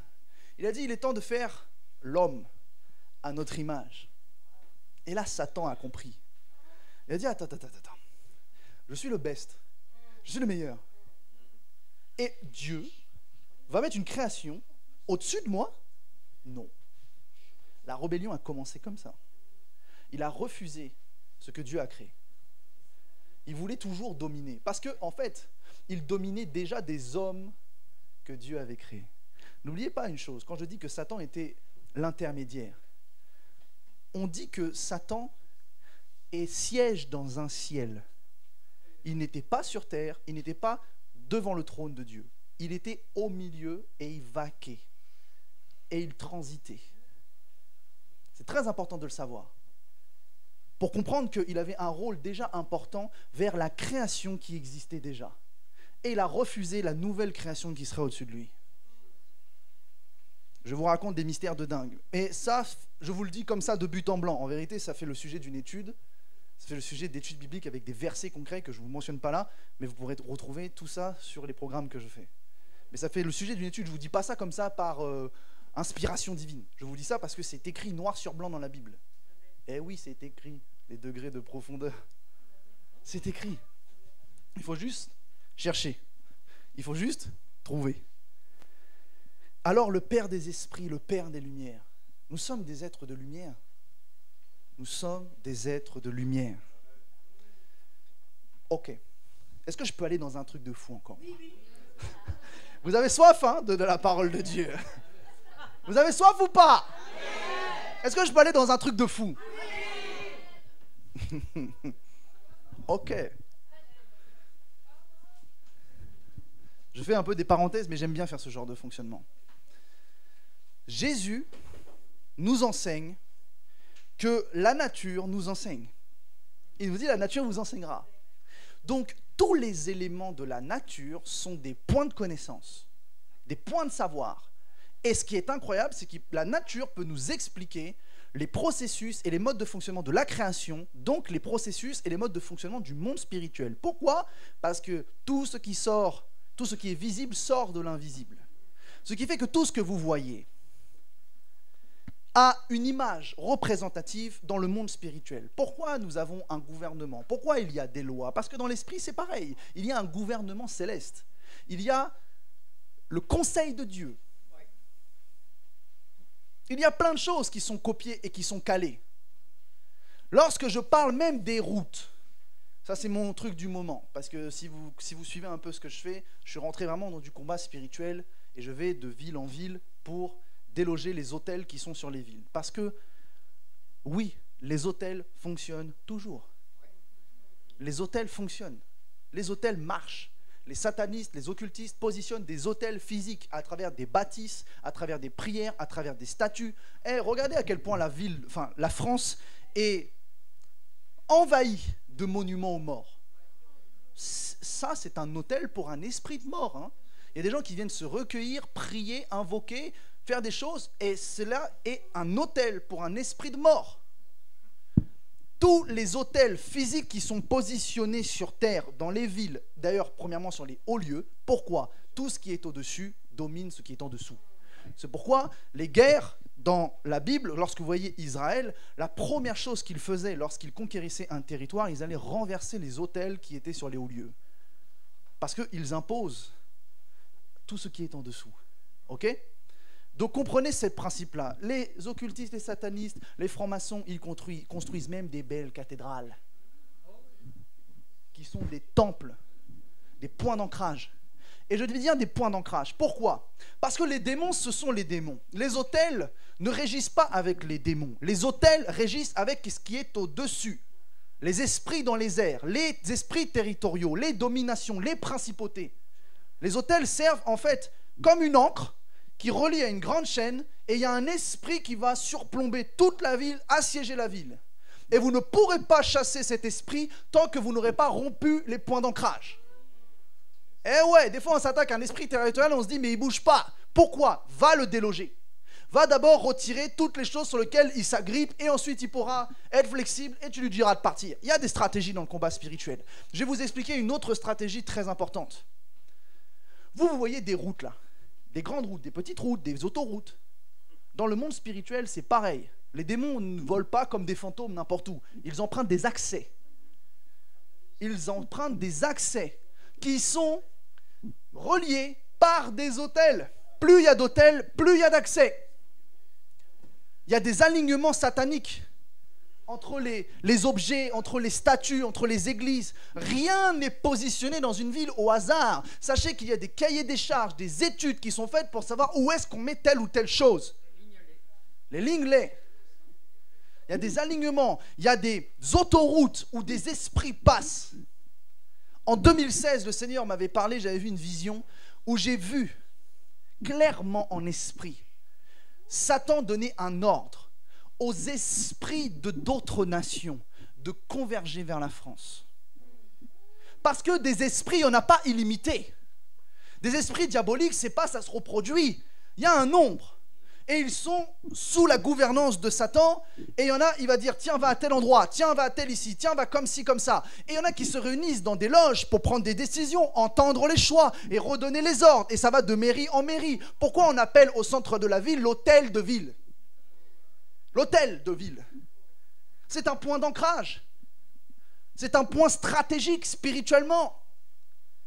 Et c'est là où les informations gouvernementales transitent, mais les informations spirituelles également.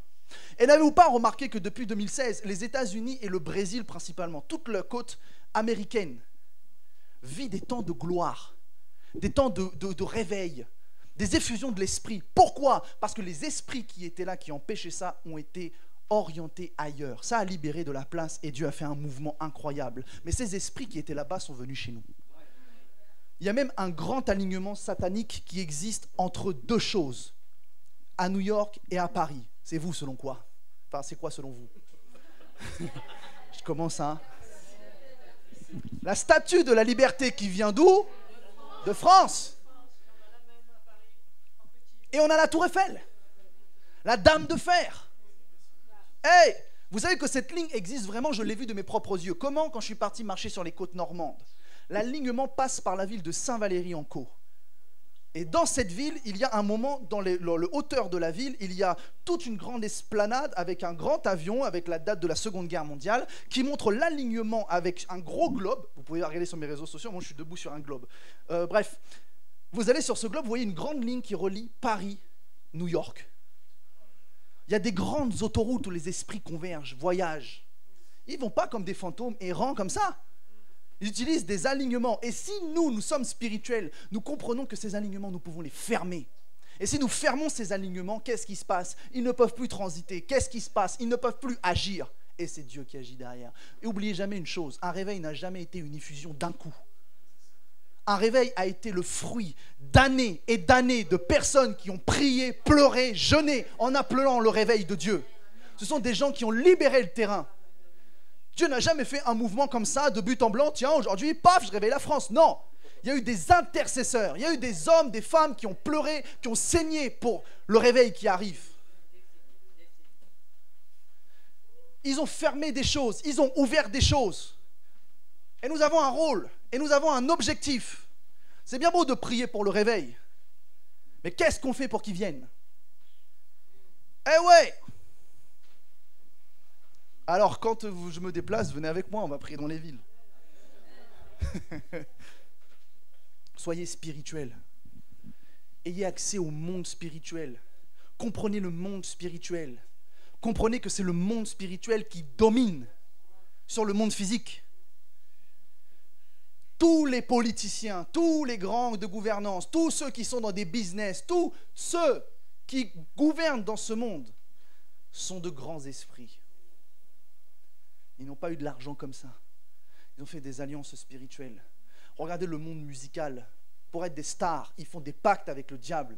Et aujourd'hui, ce qui est incroyable, c'est qu'ils le montrent fièrement. Vous avez vu tous les concerts là, émergents? Le concert de Mylène Farmer, habillée en rouge, avec des croix renversées, dans l'estrade, sans problème. Même la scène, c'est une croix renversée. Travis Scott, habillé en diable avec des cornes. Comment il s'appelle?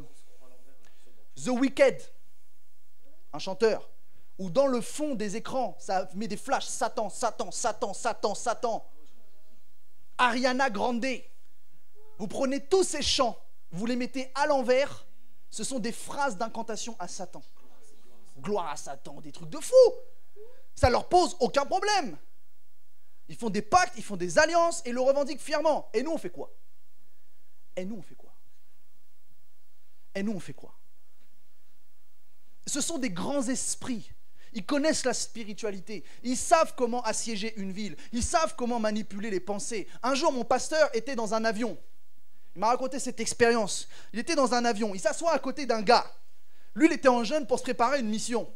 Le gars le regarde. Il dit, vous êtes pasteur? Il fait, oui.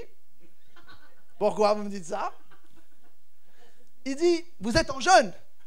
Oui. Pourquoi vous me dites ça? Moi aussi, je suis en jeûne, mais pas dans le même camp.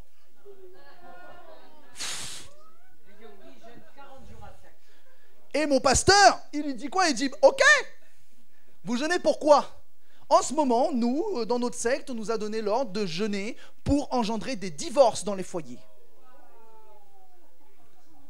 Ouais, ils travaillent, eux. Ils implantent des hôtels, ils font des prières, ils se réunissent, ils font des choses. Et nous, on fait quoi?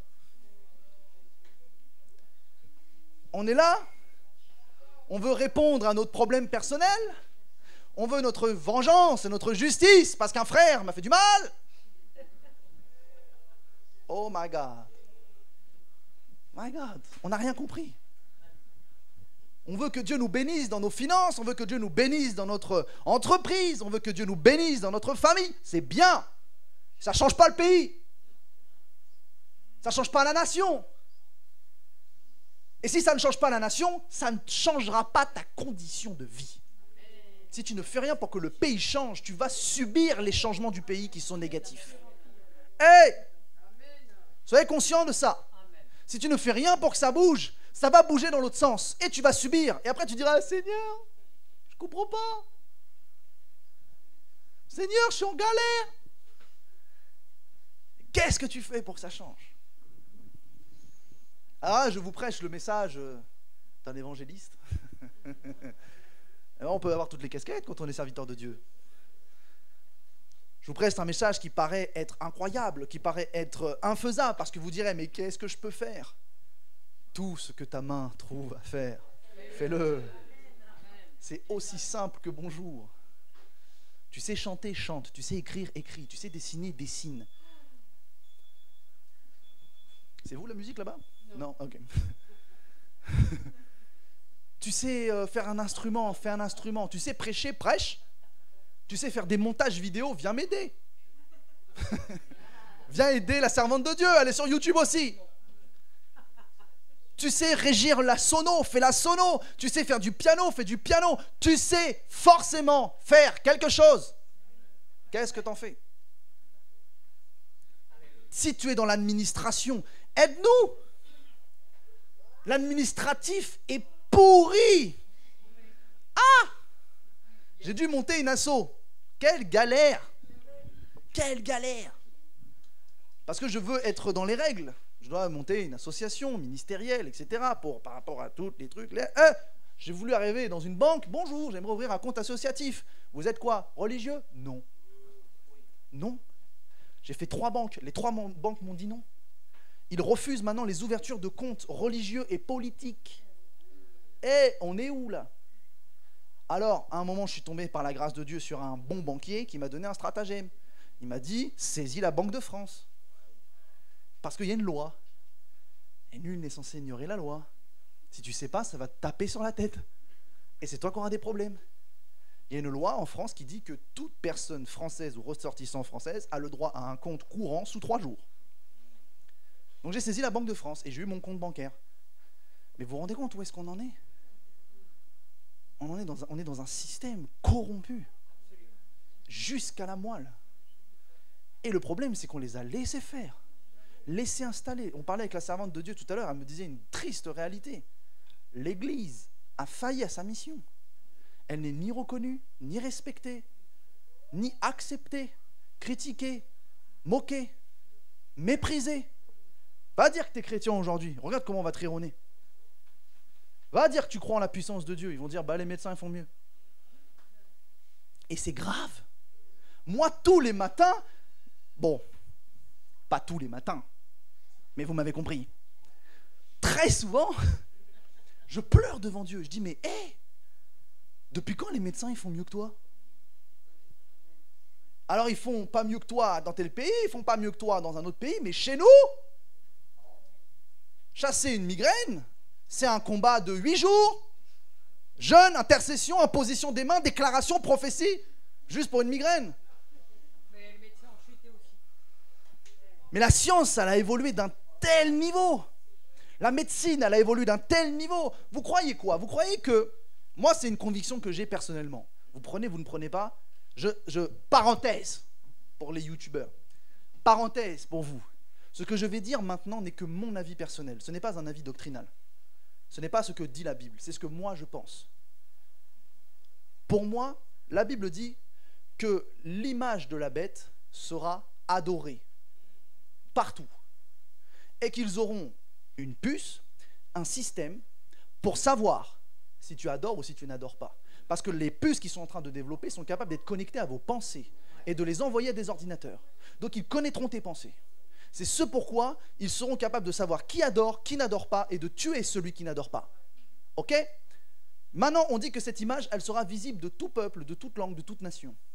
Ce qui veut dire que selon moi, pour moi, cette image, et surtout la manière dont c'est évoqué, une image mobile, immobile, c'est un hologramme.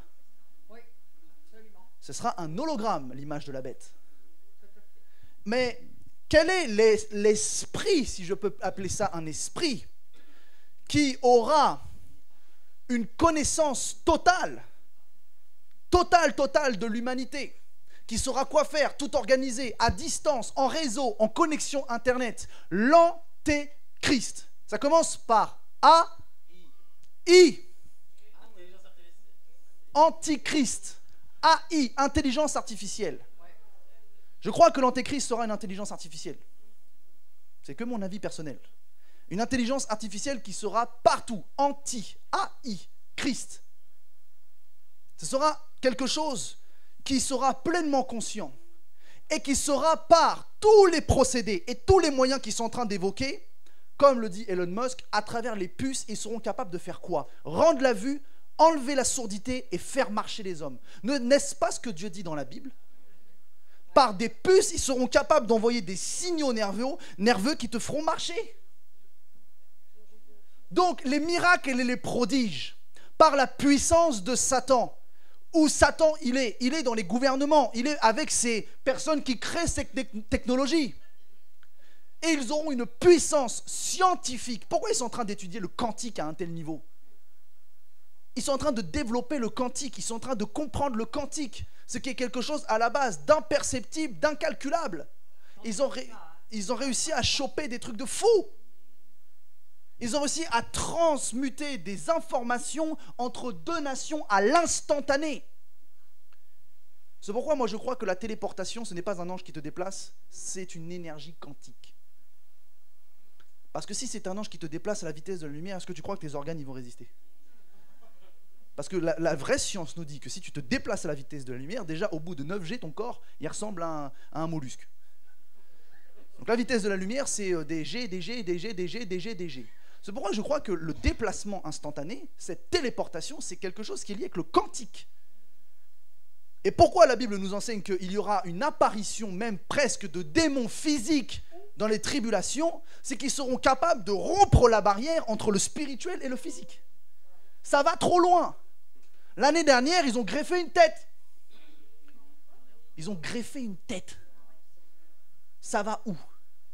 Les miracles et les prodiges qui sont évoqués sont des miracles et des prodiges tels qu'on les voit comme je suis en train de vous les donner, de manière médicale, de manière scientifique. Ce n'est que mon avis, je ferme la parenthèse. Vous prenez pas, ça vous regarde. Si vous pensez autre chose, gloire à Dieu. J'ai aucun problème avec ça. Mais si on étudie bien ce qui se passe en ce moment, nous voyons clair. Alors, accéder au monde spirituel, cela se fait par les sens, cela se fait par le Saint-Esprit, et cela est possible. Amen. Amen. Amen. Amen. Amen. Merci bien.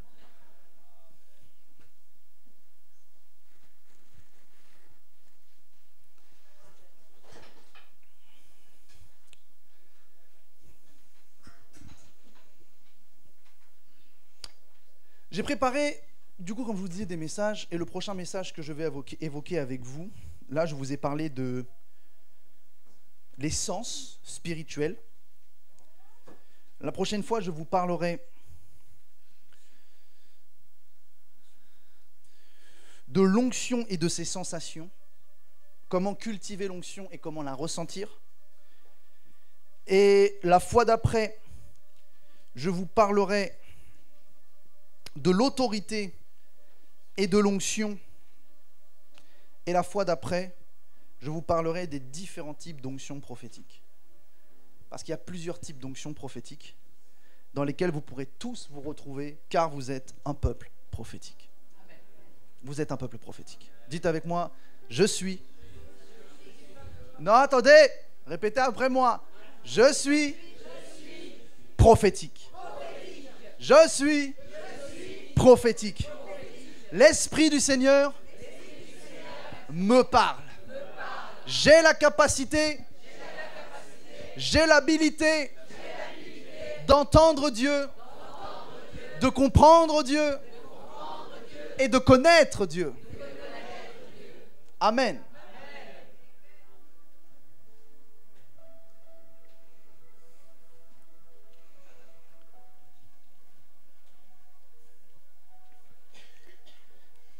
Ok. Je veux prier pour quelqu'un. Parce que dans mon esprit, j'ai vu cela.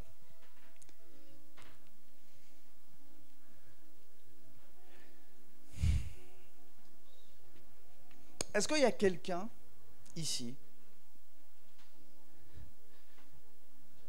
à qui ça arrive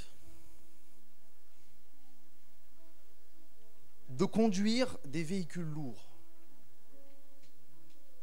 Des véhicules plus qu'une voiture. Vous, monsieur? Vous conduisez quoi? Des poids lourds. Soit vous avez failli avoir un accident, soit vous allez peut-être en avoir un.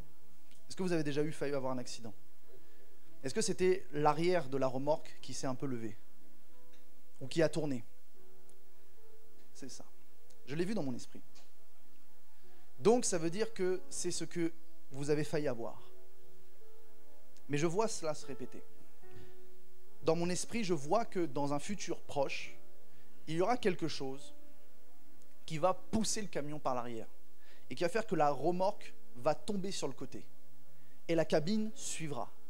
Et cela engendrera des séquelles. Mais j'ai une bonne nouvelle. Si Dieu me le montre, c'est que ça n'arrivera pas.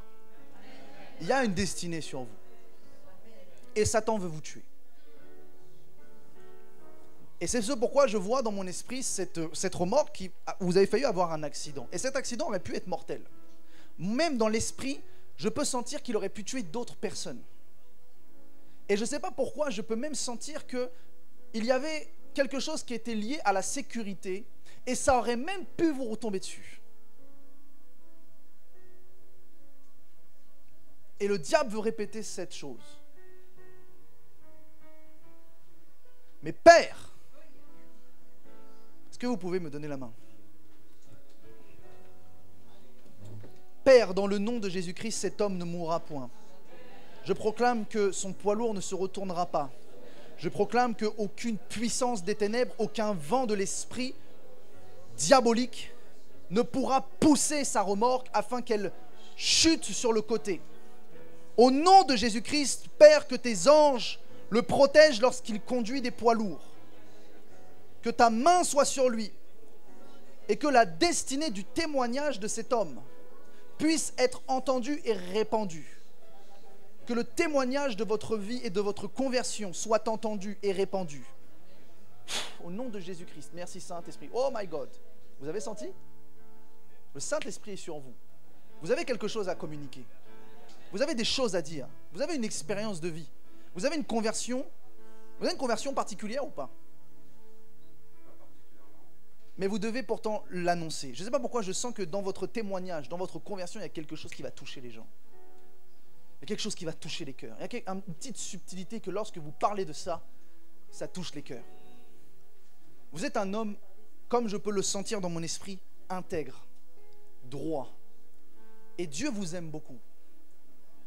Et Dieu a un plan pour vous pour que vous puissiez témoigner de la conversion que vous avez eue et de l'évangile. Et c'est ce pourquoi Satan veut renverser votre poids lourd. On ne se connaît pas. Et j'ai vu ça dans une vision. C'est pour ça que j'ai dit, j'ai vu le camion se renverser. Et c'est quelque chose que vous avez déjà failli avoir. Jésus-Christ est avec vous, monsieur. Vraiment. Dieu vous garde, Dieu vous protège. Merci, Père, pour cet homme au nom de Jésus. Amen.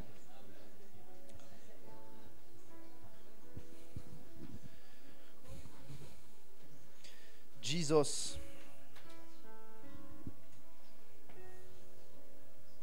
Qu'est-ce que tu me proposes? I want the glory. Je veux la gloire.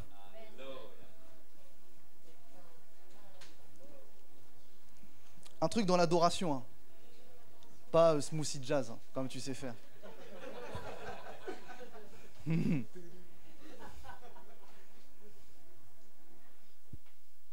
Quel talent tu as.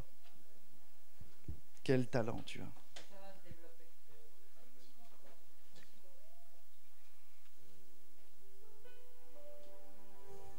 Tu connais ça?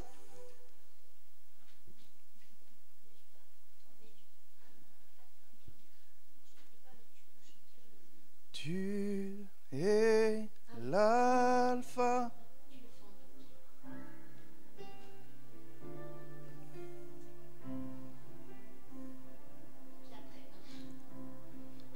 Tu es l'alpha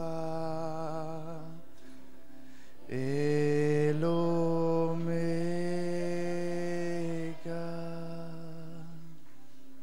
Nous t'adorons,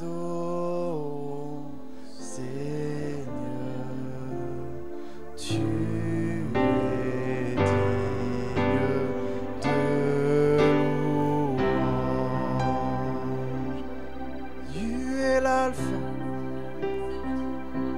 Tu es digne de louange.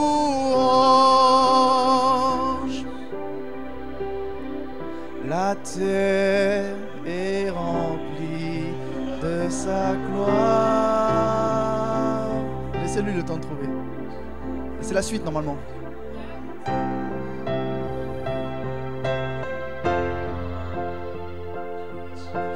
La terre est remplie de sa gloire.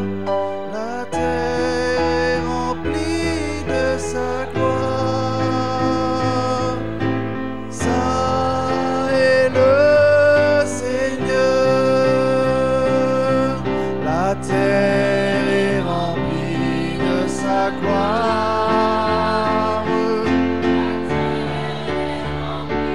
De sa gloire. La terre est remplie de sa gloire. Saint est le Seigneur. La terre est remplie de sa gloire. La terre est remplie de sa gloire. La terre est remplie de sa gloire. Saint est le Seigneur. La terre est remplie de sa gloire. La terre est remplie de sa gloire. La terre est remplie de sa gloire. Saint est le Seigneur.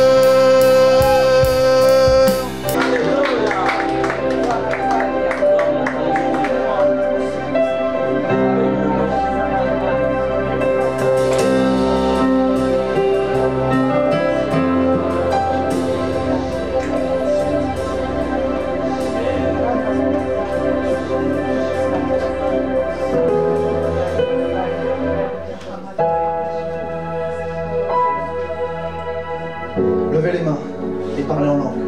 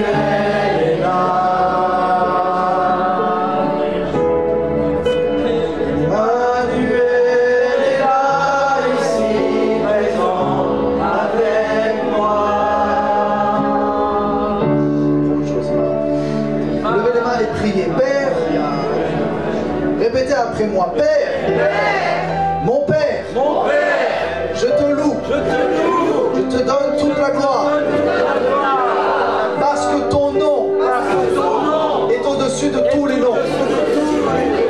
Ton nom, ton sang m'a été donné, ton sang m'a purifié, m'a sanctifié, m'a lavé de tous mes péchés. Ton sang m'a racheté un grand prix, le prix de ta vie, le prix de ton sacrifice. Et je te dis merci. Saint-Esprit,